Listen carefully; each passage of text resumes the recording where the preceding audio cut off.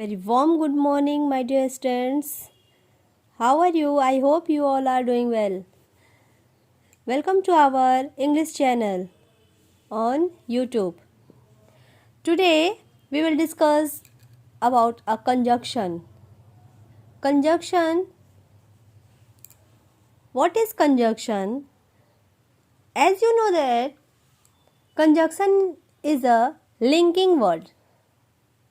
Conjunction को English Hindi में क्या कहते हैं? अव्यय. तो कंजंक्शन क्या होता है?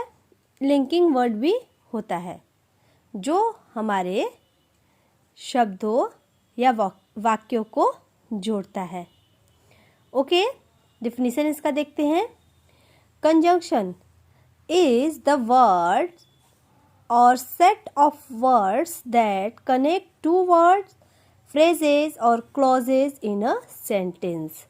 कंजंक्शन वह शब्द होता है जो हमारे शब्दों को और शब्दों सेट ऑफ वर्ड्स शब्दों के समूह को या वाक्यों के समूह को या phrases या clauses को एक साथ जोड़ता है. Example, I like mangoes. I also like apples. मुझे मैंगोज पसंद है. मुझे एप्पल्स भी पसंद है. तो यहाँ देखिए सब्जेक्ट हमारा दोनों में आई है. यहाँ पर दोनों के लिए सब्जेक्ट आई को ही मैंगो भी पसंद है और एप्पल भी पसंद है. तो जब मुझे कोई एक चीज़ पसंद है तो मैं उसको बार बार नहीं I like mango, I like apples, I like chocolate, I like fruits, I like cold drink, तो ऐसे हम बार बार अपने आप को इंडिकेट तो नहीं करेंगे subject.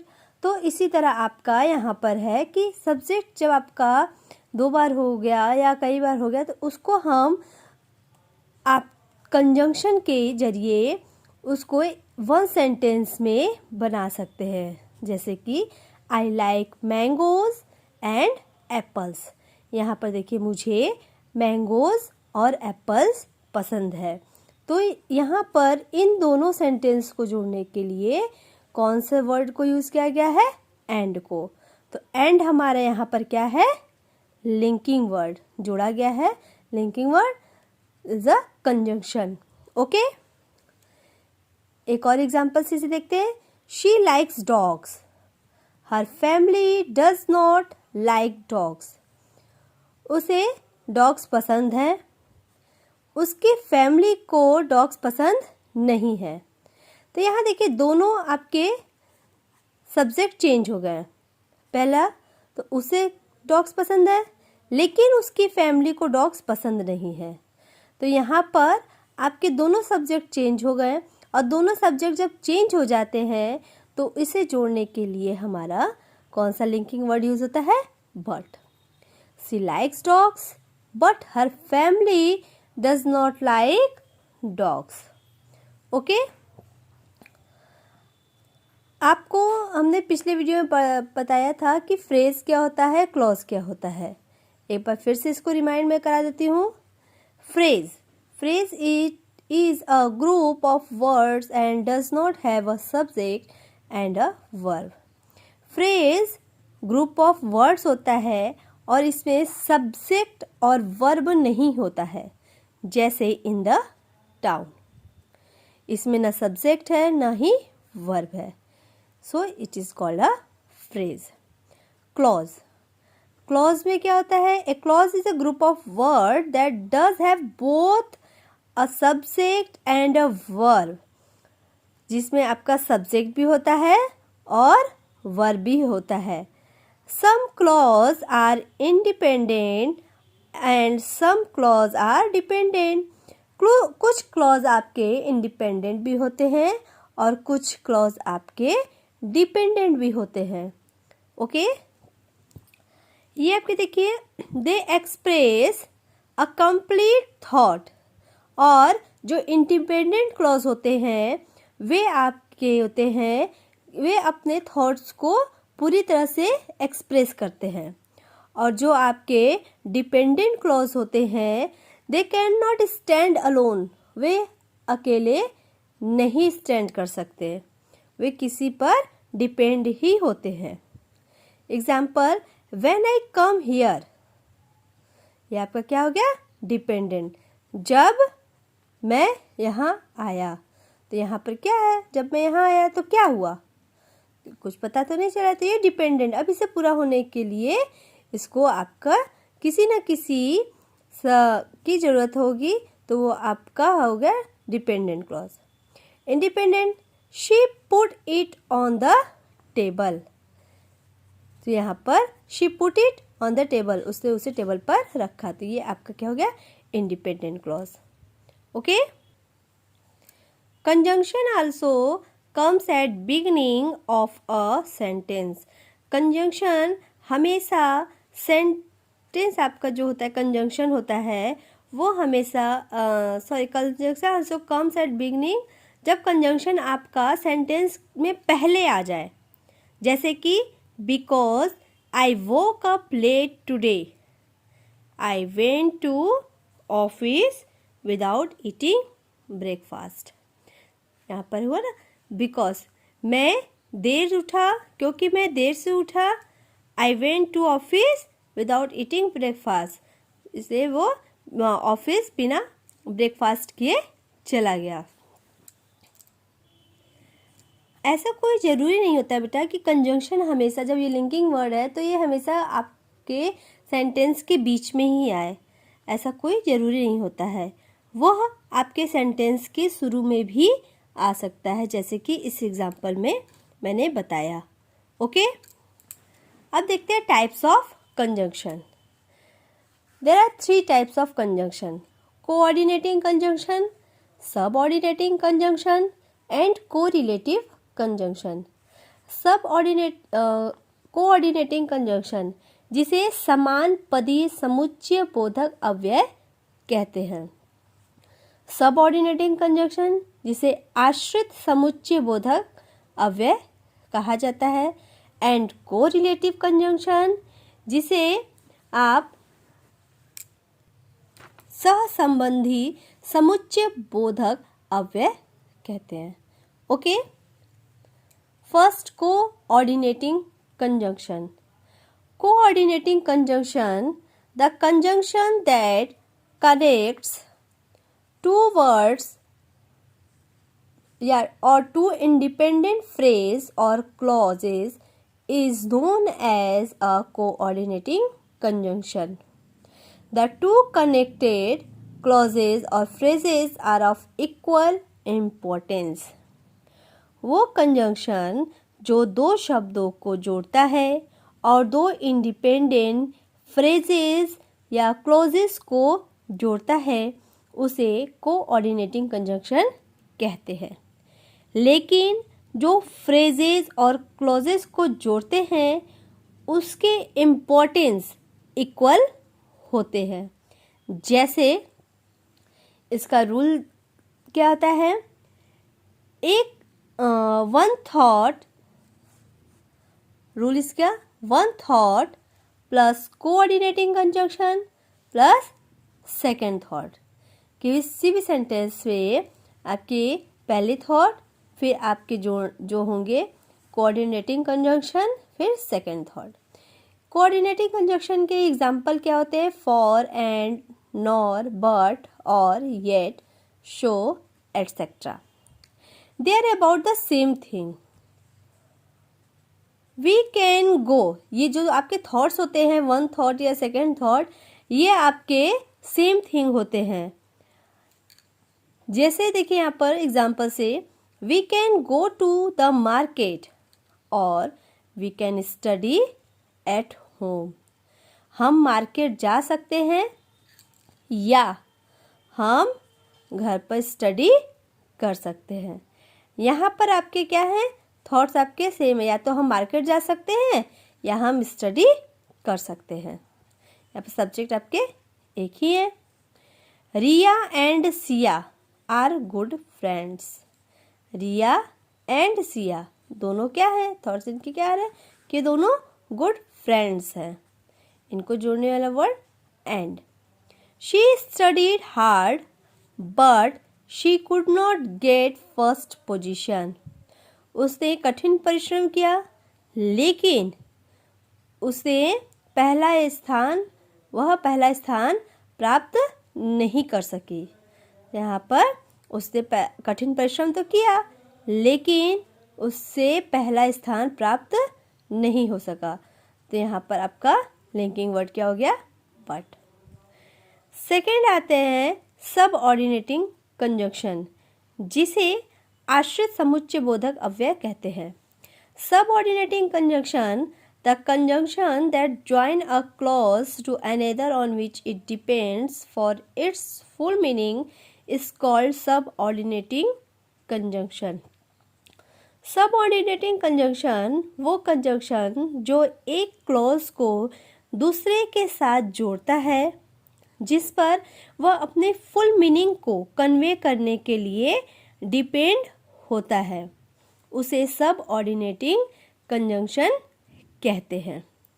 Okay, example, I went to office after I finish the house work. मैं ऑफिस पहुंचा आफ्टर, बाद I finish the house work.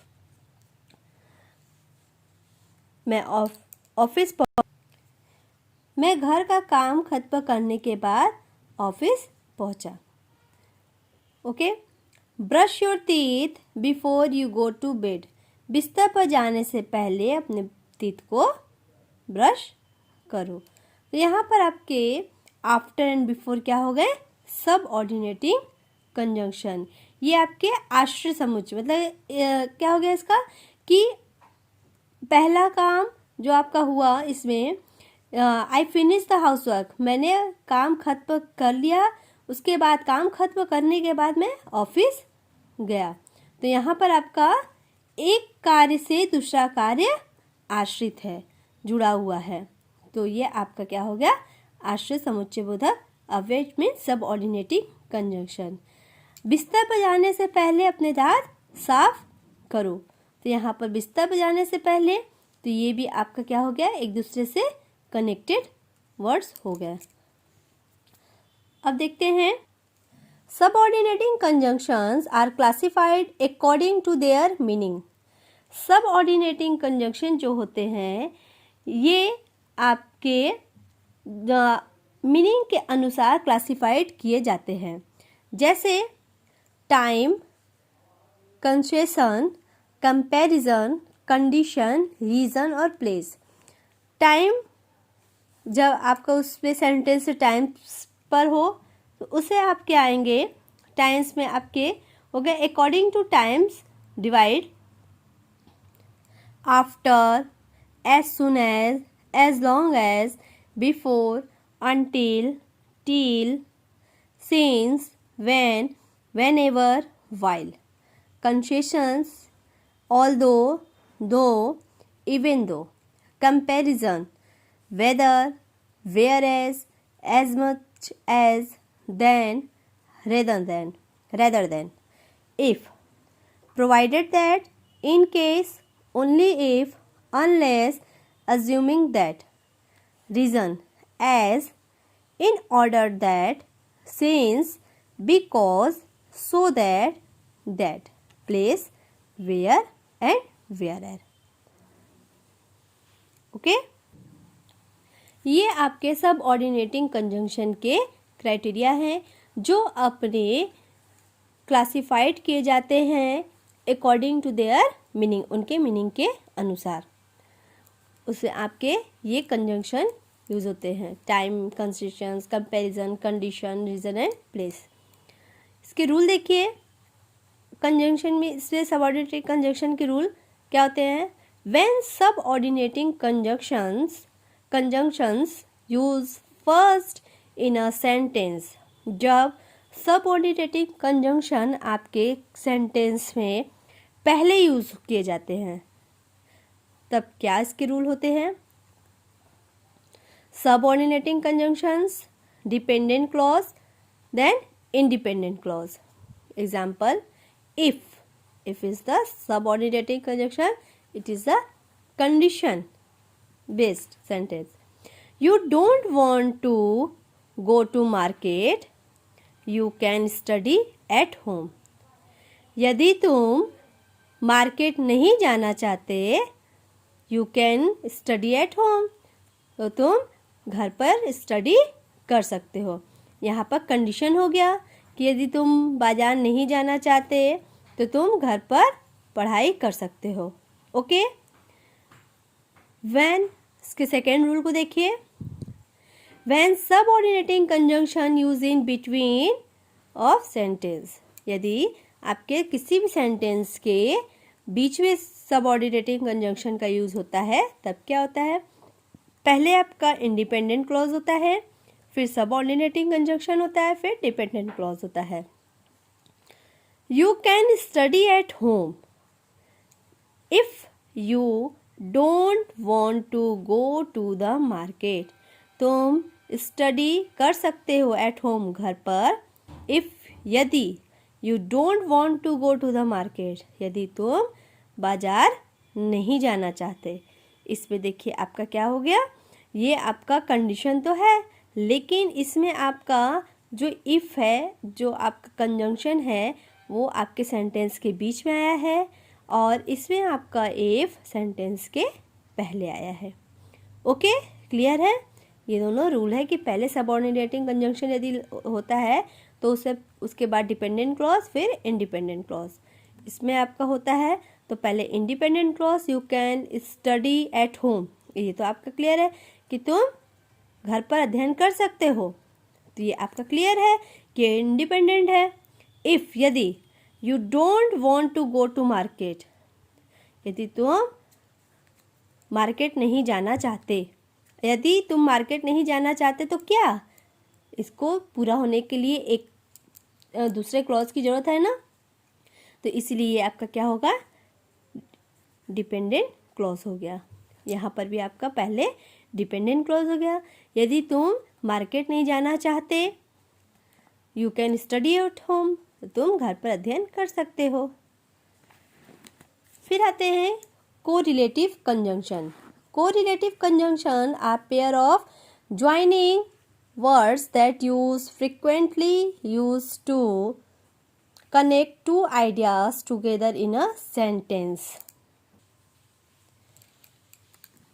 Correlative conjunction, जिसे सहसंबंधित समुच्चय बोधक अव्यय कहते हैं, किसी भी वाक्य में ज्वाइनिंग वर्ड का एक पेयर होता है, ओके, जो फ्रिक्वेंटली यूज़ किया जाता है दो आइडियाज़ को ज्वाइन करने के लिए।